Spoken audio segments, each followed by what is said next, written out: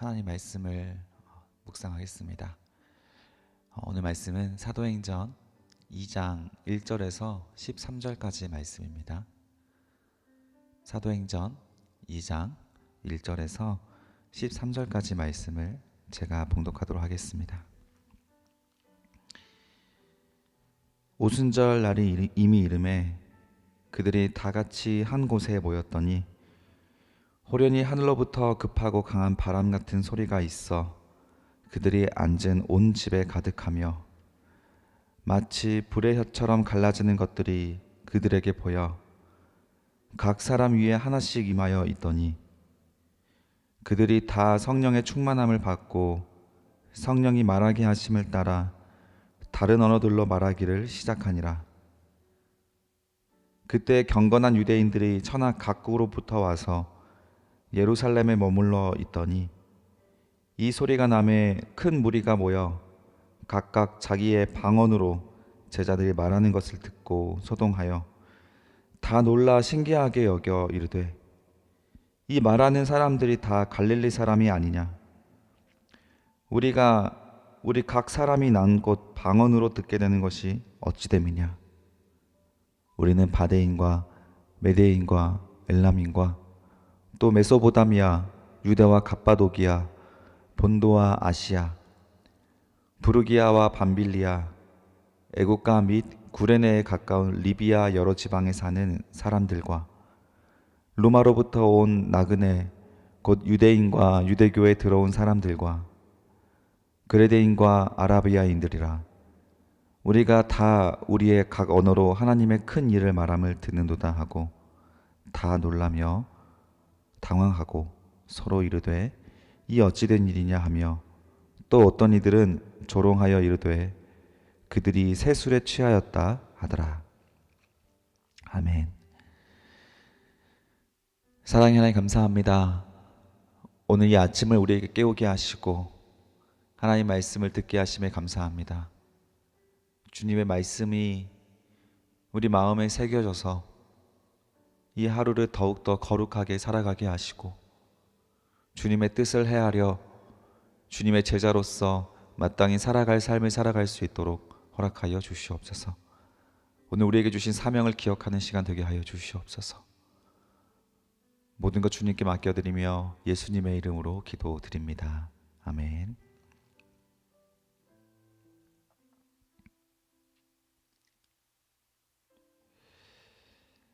네, 오늘 하나님 말씀 누가복음 2장 1절에서 13절까지 말씀이었습니다. 오늘 말씀의 주제는 성령 충만하게 되었을 때 일어나게 되는 일들이라는 주제입니다.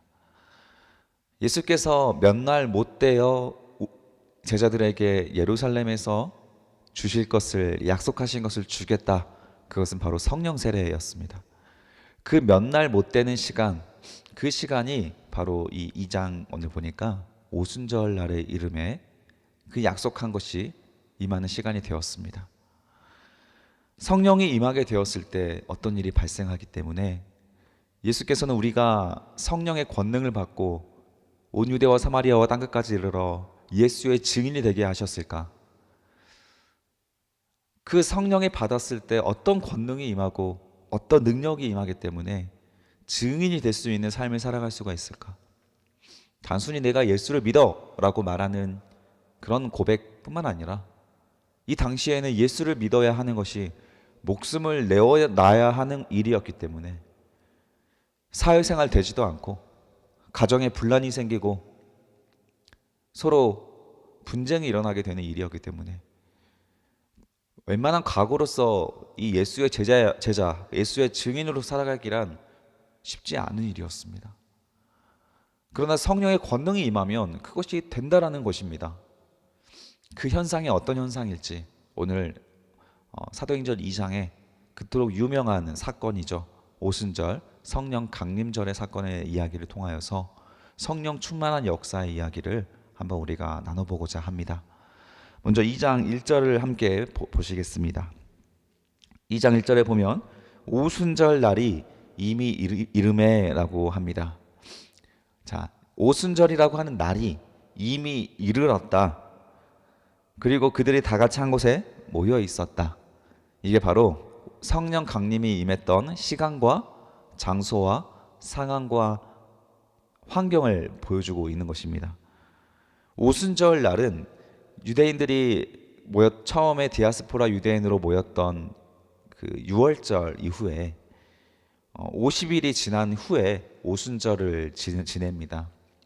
당시에 디아스포라 유대인들은 세계 각국에서부터 수개월에 걸쳐서 많게는 3개월 넘게 이렇게 예루살렘까지 와서 긴 휴가를 내고 하나님 앞에 모인 경건한 유대인들이죠. 그 중에서도 6월절만 치르고 다시 자기 집으로 돌아가기 바쁜 사람들이 대부분이었을 텐데, 이 오순절까지 50일이 지난 무려 한 달, 거의 2달 다 가까이 되는 시간을 더 예루살렘에 머물면서 오순절이 되기까지 그곳에 머물며 오순절까지 지내고 돌아가고자 하는 사람이 있었던 그 오순절 날, 그 환경 그곳에 그때 날이 이미 이르렀다라는 표현을 사용됩니다. 자, 오순절이 되었다, 오순절 때라고 하면서 단지 이 오순절이라고 하는 시간을 의미를 부여하지 않을 수가 있는데, 여기 성경 말씀에는 오순절 날이 이미 이르매라고 하며 오순절 날에 대한 좀 특별한 어떤 사건과 의미를 부여하고 있습니다. 이미 이르렀다라고 하는 표현은 무엇을 말하겠습니까? 그렇습니다. 예수께서 몇 날 못되어 너희가 성령 세례를 받을 것이다 라고 했던 그 몇 날이 이미 이르렀다, 이제 때가 되었다라는 표현입니다. 그 시간은 유대인으로부터 6월절로부터 50일이 지난 시간이었고, 그들이 다 같이 모여서 한 곳에 모여서 여전히 무엇을 하고 있었겠습니까? 한 마음 한 뜻이 되어 지난 우리가 예수께서 승천하시고 나서 이후에 주셨던 그 지상 명령에 따라 예루살렘을 떠나지 않고 한 곳에 모여 한 마음 한 뜻으로 합심 기도를 하고 서로의 어려움을 돌보고 죄를 고백하고 죄를 짓지 않기 위해 부단히 노력하는 신앙생활을 하고 있었던 그 장소입니다. 모이기를 힘쓰고 있었던 그 장소입니다. 그곳에서 모여 있을 때 2절과 같은 역사가 일어납니다. 바로 호련히 하늘로부터 급하고 강한 바람 같은 소리가 있어 그들이 앉은 온 집에 가득하였다. 자, 무엇이 있었습니까? 급하고 강한 바람 같은 소리, 그 소리가 그 집에 가득하였다. 바람 소리가 가득했다라는 것입니다. 마치 우리가 태풍을 불 때 그 바람 소리가 창문을 두드리는 소리, 창문을 열어놨을 때 바람이 온 집을 관통하며 부는 그 소리, 그 소리를 상상하면 될 것 같습니다. 그 소리가 온 집에 가득하였는데 호련히라고 하는 표현이 등장합니다. 갑자기라는 것이죠. 예상하지 못했을 때라는 것입니다. 제자들은 오순절 날에 성령 세례가 임하게 될 것을 전혀 예상하지 못했습니다. 그 전에도 여러 무교절도 있었고 또 그 이후에도 다른 절기들이 있기 때문에 제자들은 그저 자신들이 했던 것처럼 120명의 성도들이 서로를 돌보고 신앙생활의 자리를 잘 지켜나가고 있었을 뿐인데, 그 지키고 있었을 그 어느 순간, 다행히도 예배의 순간에 제자들이 기도하고 있던 그 순간에 성령의 강한 바람이 불어왔다라는 것입니다. 갑자기 불어왔지만, 갑자기 성령께서 임하셨지만 그 시간은 예배 시간이었습니다. 이것도 중요한 우리에게 주는 힌트가 되겠죠. 우리가 무엇을 하고 있을 때 하나님께서 찾아오시면 참 반갑겠습니까? 여러분들 잠을 자고 있을 때 찾아오시면 반갑겠습니까? 혹은 분쟁하고 있을 때, 싸우고 있을 때, 내 마음에 미움과 분노가 가득할 때, 추한 모습을 보이고 있을 때, 하나님 앞에 보이고 싶지 않은 수치스러운 모습을 보이고 있을 때, 그때 하나님께서 찾아오시면 얼마나 부끄럽겠습니까? 그러나 하나님께서 찾아오시는 그때는 갑자기 임하였지만 다행히도 우리가 주님을 간절히 찾고 기도하고 있던 그 한마음 한뜻이 되었던 그 자리, 그 순간에 성령께서 임하셨다. 이것이 굉장히 중요한 이유가 되죠. 하나님께서는 우리를 이해하십니다. 그리고 우리에게 찾아오시는 그 순간도 주님을 생각하고 주님을 바라보고 있을 때 찾아오세요. 우리가 세상 일로 분주하고 하나님을 생각도 하지 않고 있을 때 갑자기 성령이 오셔서 우리 마음을 깨우지 않는다라는 것이죠. 여러분들이 우리가 간절한 마음으로 기도하고 있던 그 자리, 눈물의 기도 자리, 주님을 간절히 붙잡고 외치고 있었던 찬양 자리, 주님을 바라보며 주일날 예배 시간을 지키기 위하여 앉아있던 그 예배 자리, 그곳에 갑자기 성령의 바람이 임하더라라는 것입니다. 자, 그 집에 온 그 성령의 바람의 소리가 가득합니다. 2절에서는 온 집이 성령 충만으로 가득했다라는 표현으로 표현해서 그 집이 거룩한 장소가 된 것처럼 보입니다.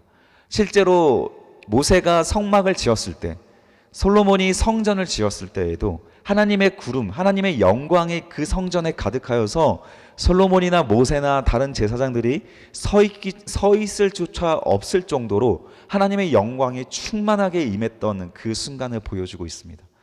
그 순간처럼 그 마가의 다락방이 성령의 바람으로 가득해어서 마치 그 성막과 성전과 같이 마가의 다락방이 거룩한 자리가 되었다라는 것입니다.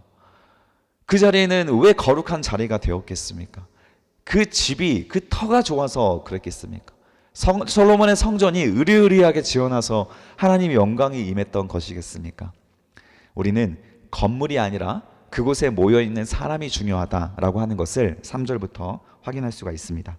3절 한번 보겠습니다. 마치 불의 혀처럼 갈라지는 것들이 그들에게 보여 각 사람 위에 하나씩 임하여 있더니 라고 합니다. 성령의 형상이 보였습니다. 얼마나 성령의 강력하게 각 사람에게 임했든지 서로가 서로의 머리 위에 있던 불의 혀가 갈라지는 것처럼, 불의 혀, 마치 그 혀의 모양 같이 그 불이 막 살랑살랑 거리는 그런 모양이었겠죠.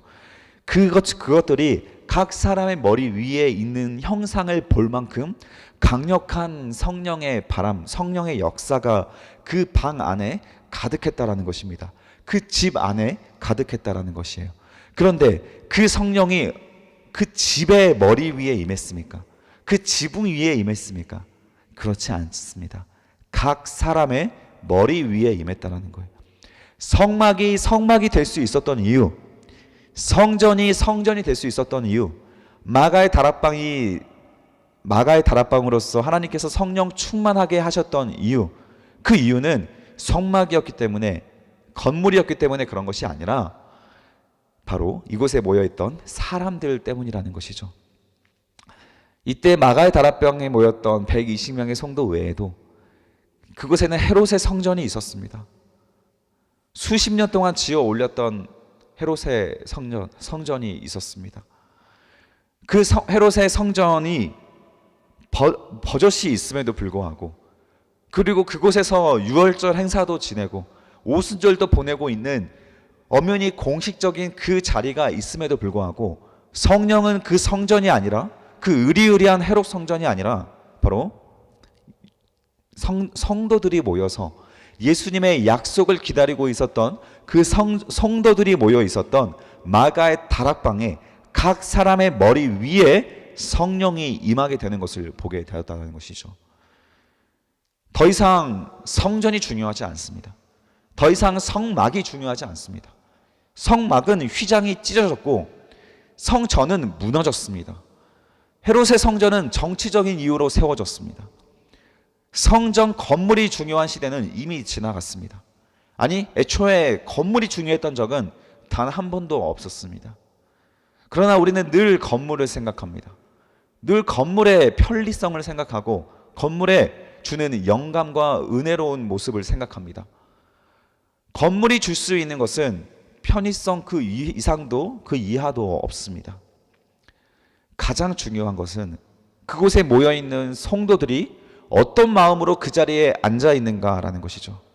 저도 이곳 성전에, 이곳 교회, 망원제일교회 청년부의 건물에 들어왔을 때 겉모습과 다르게 속의 모습이 이렇게 좀 형편이 좋지 않은 모습을 보면서 못지않게 당황했었습니다. 그리고 어떻게 하면 이 구조를 좀 더 편의성 있게, 또 예배에 집중할 수 있는 환경으로 만들 수 있을까를 많이 고려했습니다. 그러나 여기에 우리가 얼마를 투자하여서 이 성전을 아름답게 꾸민다 한들 이곳에 모여있는 우리들의 마음이 하나님을 기다리지도 않고 성령에 대한 기대감도 없고 그저 매주 오듯이 반복적으로 습관적으로 감동 없이 앉아있는 이 자리라면 성령이 임할 리가 없지 않겠습니까? 하나님께서는 그 예배를 주목할 리가 없지 않겠습니까? 하나님께서 주목하는 예배는 늘 설교 시간마다 말하지만 하나님 앞에 간절히 눈물 흘리고 마라나타 주 예수여 어서 오시옵소서, 내 마음에 임하시옵소서, 천부여 의지옵소서, 주님께 나아갑니다. 간절히 외치고 있는 그들의 그 입술, 그 간절한 마음 가운데 하나님께서 임하신다는 것이죠. 그런 예배를 하나님께서 주목하신다는 것이죠. 각 사람의 머리 위에 임하였던 성령이 각 사람이 하나님과의 개인적인 교제를 할 수 있음을 또한 상징하는 모습이기도 합니다. 하나님께서는 성령 충만한 장소를 원하지 않으셨습니다. 누구든지 마가의 다락방에 오면, 마가의 교회에 오면 은혜 받는다, 마가의 교회에 오면 성령 충만을 받는다라며 이 교회를 성지로 만들지 않았습니다. 더 이상 성지 순례는 의미가 없습니다. 성지에 가서 우리가 거룩해져서 돌아오지 않습니다. 성지에 가서 예수 그리스도께서 걸었던 그 행적, 이스라엘 백성들에게 역사하셨던 하나님께서 은혜를 주셨던 그 환경, 그것을 경험해 보면서 어떤 환경 속에서, 어떤 고난 속에서 하나님을 바라보고 하나님께서 역사하셨는지를 느껴보면서 내 마음에 하나님을 향한 사랑과 간절함이 더 커져가는 효과는 성지에 있겠지만, 그 성지에 갔다라는 그곳에서, 그곳에 예수께서 걸었다라고 하는 그 땅을 만져보면서 우리는 성령 충만을 받지 못한다라는 것이죠. 성지 가지 않아도 우리는 예배 자리에서, 기도 자리에서, 오늘 삶의 자리에서 얼마든지 성령 충만한 삶의 순간을 맞이할 수 있습니다. 여러분들에게 오늘 하루 하나님을 간절히 바라는 이 아침부터 성령 충만이 내려와서 여러분들이 오늘 하루에 부딪히게 될 수많은 이슈 가운데 성령 충만으로 반응할 수 있는 여러분들 되시기를 축복합니다. 오늘 밤 잠에 누울 때 하루를 다시 되돌아보며 하나님 앞에 회개하고 꿈에서도 범죄하지 않도록 기도하고 주무실 수 있는 성령 충만한 하루가 되시기를 축복합니다. 여러분의 마음에 달려 있습니다. 간절한 마음이 있다면 성령의 역사가 일어납니다. 그런데 성령의 역사가 불의 혀처럼 머리 위에 임하는 것, 성령이 머리 위에 불의 형상으로 나타나는 것, 이것이 하나님께서 주고 싶었던 선물이겠습니까? 그렇지 않다라는 것이죠. 현상은 중요하지 않습니다. 기적은 중요하지 않습니다. 아니, 나에게 성령이 그렇게 임하여서 이제 나에게 무슨 일이 일어나게 될 것인가? 그 다음이 중요하지 않겠습니까? 우리가 한번 주님 앞에 회개하고 눈물 흘리는 그 감정은 중요하지 않습니다. 한 번의 간절함은 중요하지만 그 간절함 이후에 우리의 삶의 변화가 더 중요한 거 아니겠습니까? 4절에 보시겠습니다. 이게 바로 성령 충만의 첫 번째 모습입니다. 그들이 다 성령의 충만함을 받고 성령이 말하게 하심을 따라 다른 언어들로 말하기를 시작하니라 라고 하고 있습니다. 그들이 다 성령의 충만함을 받고 성령이 말하게 하심을 따라 어떻게 합니까? 다른 언어로 말했다는 것. 중요한 것은 성령 충만을 받으면 무엇을 말합니까? 성령의 말하게 하심을 따라 말한다는 거예요. 그리고 언어가 바뀌게 된다는 겁니다. 물론 여기에서는 외국어를 말하는 것입니다. 이스라엘 백성들이 사용하지 않았던 외국어를 말하는 것이지만 먼저 우리가 주목해야 될 것은 성령께서 말하게 하시는 말이 있다는 거예요. 성령 충만하면 가장 무엇이 바뀌겠습니까? 말이 바뀝니다. 그전에는 내 감정에 따라 말을 했습니다. 내 기분이 나쁘면, 화가 나면 그 언어로 말을 했고, 내 기분이 좋고 사랑이 일어나면 그 언어로 말을 했습니다. 내 감정이 내 말을 주도했다면 성령 충만하게 되었을 때부터 성령께서 우리의 말을 주장하게 되는 것입니다. 성령 충만하면 성령께서 주시는 감동으로 항상 말하게 되는 것이에요. 한 번 불편하고 한 번 화가 났다고 내 감정대로 상대방을 기분 나쁘게 하거나 업신이 여기는 말을 하는 것이 아니라 성령께서 주시는 말로써 분별하여 인내하여 성령의 말로 단호하게 말하는 것입니다. 잘못된 것이 있다면, 불의가 있다면 단호하게 책망하실 수 있는 것이고, 성령께서 책망보다는 사랑의 말을 할 것을 원한다면 한 번 더 인내하여서 사랑의 말로서 품어줄 수가 있는 것입니다. 내 자존심에 따라서, 내 인격 모독에 당했던 그 상황에 따라서 당황하여 함께 싸우고 분노하는 것이 아니라 성령께서 주시는 감동에 따라서 한 번 더 성령의 언어를 말할 수가 있게 된다는 것이죠. 이것이 바로 성령 충만을 받은 사람들의 가장 대표적인 증상입니다. 여러분들의 오늘 하루의 언어는 어떻습니까? 여러분의 언어를 통해서 누군가가 어떤 영향을 받습니까? 여러분의 언어를 통해서 상대방이 무너집니까? 상대방이 살아납니까? 여러분의 오늘의 하루의 발언을 통하여서 상대방이 오늘 하루 하나님을 바라보게 됩니까? 하나님 같은 거 없다고 이 세상을 바라보게 됩니까? 여러분의 언어에 많은 사람들의 영향을 받게 될 것입니다. 여러분들을 사랑하는 사람들은 여러분의 언어를 기대합니다. 선한 언어를 기대합니다. 여러분의 관리해야 할 직장의 부하들에게는, 부하라는 게 이상하네요. 하급자들에게는 여러분들이 한번 내뱉을 수 있는 그 사랑의 언어가 그들에게는 큰 영향력을 행사합니다. 직장 상사에게도 마찬가지죠. 우리가 하급자로서, 우리가 직원으로서 상급자에게 선한 말을 한 번 더 할 수 있는 것이고, 부모님에게 사랑의 언어 한 번 더 할 수 있는 것이고, 친구들에게 사랑의 언어를 한 번 더 할 수 있는 것인데, 그것이 그들이 만약에 잘못된 길을 걸어가고 있고 불의한 일을 하고 있다면 내 정치적인 것 생각하지 않고, 내 상황, 나에게 손해볼 것 생각하지 말고 하나님께서 주시는 마음으로 또 담대하게 불의를 지적할 수도 있는 것입니다. 세례 요한은 불의를 지적하다가 목이 잘려 순교했습니다. 상황에 따라, 처세술에 따라 말하는 것, 무조건 선한 말을 하는 것도 성령에 따라 말하는 것은 아닙니다. 오늘날에는 불의가 많습니까? 선의가 많습니까? 안타깝게도 정의보다는 불의가 많습니다. 따라서 오늘날 우리가 나누어야 될 대화 가운데 어쩌면 책망의 언어가 많아야 할지도 모릅니다. 그러나 때로는 책망의 언어를 하나님께서 거두시고 사랑의 언어로 반응해야 할 상황도 주실 수 있습니다. 그 모든 순간을 내 생각이 아니라 성령의 감동에 따라 하실 수 있다면, 책망을 한다 할지라도 그곳에 성령의 열매가 맺혀나게 될 것입니다. 그런데 이곳에서는 다른 언어로 말하기를 시작을 했습니다. 그 이유가 5절부터 나옵니다. 그때 경건한 유대인들이 천하 각국으로부터 와서 예루살렘에 머물러 있더니 이 소리가 나매 큰 무리가 모여 각각 자기의 방언으로 제자들이 말하는 것을 듣고 소동하여서 다 놀라서 신기하게 여겨 이르되, 보라, 이 말하는 사람들이 다 갈릴리 사람이 아니냐? 우리 각 사람이 난 곳 방언으로 듣게 된 것이 어찌 됨이냐? 우리는 바데인가 메데인가 엘람인가 또 메소포타미아, 유대와 갑바도기아, 본도와 아시아, 부르기아와 밤빌리아, 애국과 구레네에 가까운 리비아 여러 지방에 사는 사람들로서 로마로부터 온 나그네 곧 유대인과 유대교에 들어온 사람과 그레데인과 아라비아인들이라.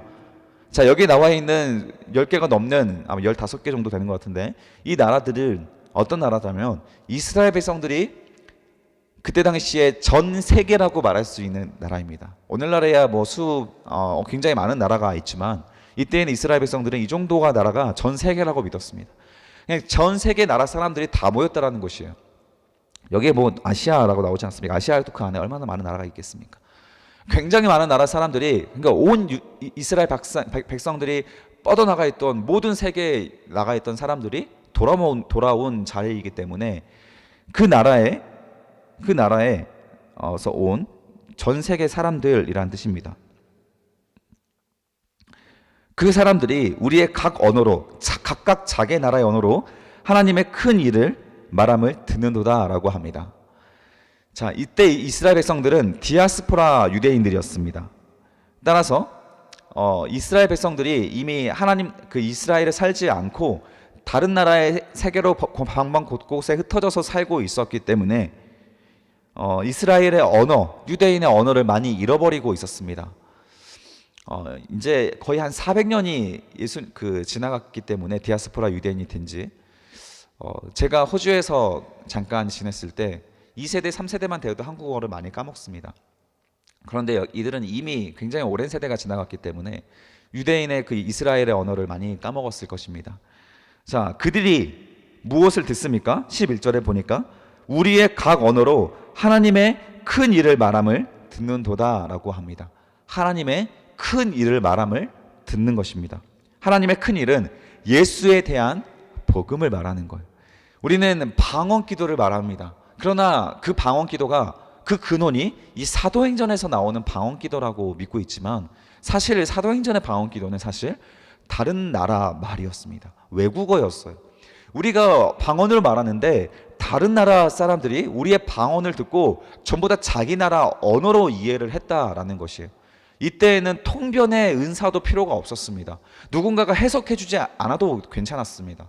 외국어였기 때문에 그렇습니다. 한 나라의 언어로 말하는데 외국어로 각 나라 사람들이 이해하는 역사, 표적이 바로 이 오순절 다락방의 방언의 역사입니다. 따라서 오늘 우리 한국교회에서 하고 있는 그 방언 기도는 오순절 다락방에 임했던 방언 기도가 아닙니다. 그것은 고린도 교회에서 행하고 있었던 방언 기도입니다. 바울이 말했던 우리가 천만 마디의 방언으로 말하는 것보다 한 마디의 옳은 말을 우리의 언어로 기도하는 것을 더 힘쓰라고 했던 그 기도가 말합니다. 방언은 분명히 하늘의 언어로서 이 땅 하나님과의 개인적인 기도의 시간이지만 오순절 다락방에 임했던 방언으로 생각하면 그 방언과는 색깔이 다르다라는 것이죠. 자, 이때 그 각 나라 사람들이 자기들의 이해함을 듣고 어떤 반응을 일으키냐면 다 놀라며 당황하고 서로 이르되 이 어찌된 일이냐 하며 13절이 중요합니다. 또 어떤 이들은 조롱하여 이르되 그들이 새 술에 취하였다라고 합니다. 하나님께서 이곳에서 각 나라 사람들에게 각 나라의 언어로 이해할 수 있는 방언의 기적을 주셨는데 그 기적을 듣고 반응이 12절과 13절과 같이 달라졌다라는 거예요. 누군가는 그 복음의 소리를 듣고 회개하는 사람도 있었을 것입니다. 그러나 누군가는 13절과 같이 조롱하여서 그들의 세술에 취하였다, 조롱하는 사람도 있었다라는 거예요. 하나님의 큰 일을 들었을 때에 그들은 누군가는 반응하고 놀라워했지만 누군가는 조롱하였습니다. 기적이 사람을 바꾸지 못합니다. 복음이 그들을 이해할 수 있는 복음을 듣고 누군가는 받아들일 수 있고 받아들이지 않을 수 있는데 기적 그 자체가 복음이 없는 그 기적 그 자체가 사람을 바꿀 수는 없습니다. 한 번의 놀라운 마술 정도로 생각할 수는 있지만 그 사람이 하나님께로 영원히 돌아올 수 있는 구원의 혜택은 되지 못한다라는 것이죠.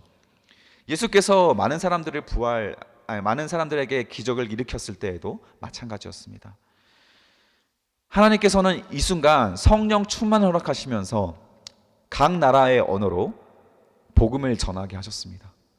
그러나 그 이유는 단지 오순절에 강림하신 그 성령의 능력을 보여주기 위함이 아니라 이 기적 역시 복음을 전하기 위함입니다. 그 대상이 누구입니까? 오순절에 왔던 예루살렘에 모였던 경건한 자들이에요. 유월절이 끝나고 나서 50일 동안이나 집으로 돌아가지 않고 예루살렘에 머물러 기다리고 있었던 신실하고 경건한 유대인들이었습니다. 그들에게 복음을 전하기 위하여서 오순절에 방언의 말을 허락하였다는 것이죠. 여기에서는 방언 기도도 아닙니다. 방언의 말입니다. 그 말을 통하여, 그 복음을 통하여 하나님께서는 그 다른 나라의 경건한 유대인들을 그들에게 구원할 수 있는 기회를 허락하셨다라는 것이죠. 하나님의 모든 기적과 표적은 사실 복음을 전하기 위한 하나님의 간절한 소망의 형상입니다. 우리가 오늘 하루 무슨 기적이 일어나길 바라십니까? 우리가 로또에 당첨되길 바라십니까? 여러분이 투자했던 주식이 많이 오르길 바라십니까? 여러분이 가정에 있던 어떤 병이 고쳐지길 바라십니까? 어떤 기적이든 우리에게는 유익할 수 있지만 그것은 하나님에게 유익함이 되겠습니까? 이웃에게 유익함이 되겠습니까? 그 기적이 영생을 보장할 수 있는 천국 티켓이 되겠습니까? 여러분들이 하나님이 살아계심을 믿을 수 있는 절대적인 증거가 되겠습니까? 각 사람마다 다르겠지만 절대적인 증거가 될 수는 없습니다. 결국에는 복음입니다. 이 하나님 말씀입니다. 이 하나님 말씀이 들리고 깨달아지는 그 간절한 사람에게 성령 충만이 임했던 것처럼 오늘 우리가 간절한 하루를 살아간다면 우리에게 성령 충만이 임하게 될 줄 믿습니다. 그것이 진짜 기적입니다. 오늘 하루 이 하나님께서 주시는 이 간절한 하나님의 성령 충만함을 선물로 받을 수 있는 하루가 되시길 바랍니다. 그 시간은 몇 날 못 되는 기다리며 하나님께 구하는 자들에게는 다 허락하시는 하나님의 선물과 같은 성령 충만이고 하나님께서 약속하신 그 분명한 하나님의 약속입니다. 그 약속, 그 성령 충만을 오늘 하루 누리며 살아갈 수 있는 남다른 주님의 제자로서 살아갈 수 있는 우리 청년부 되시기를 주님의 이름으로 축복합니다. 기도하겠습니다.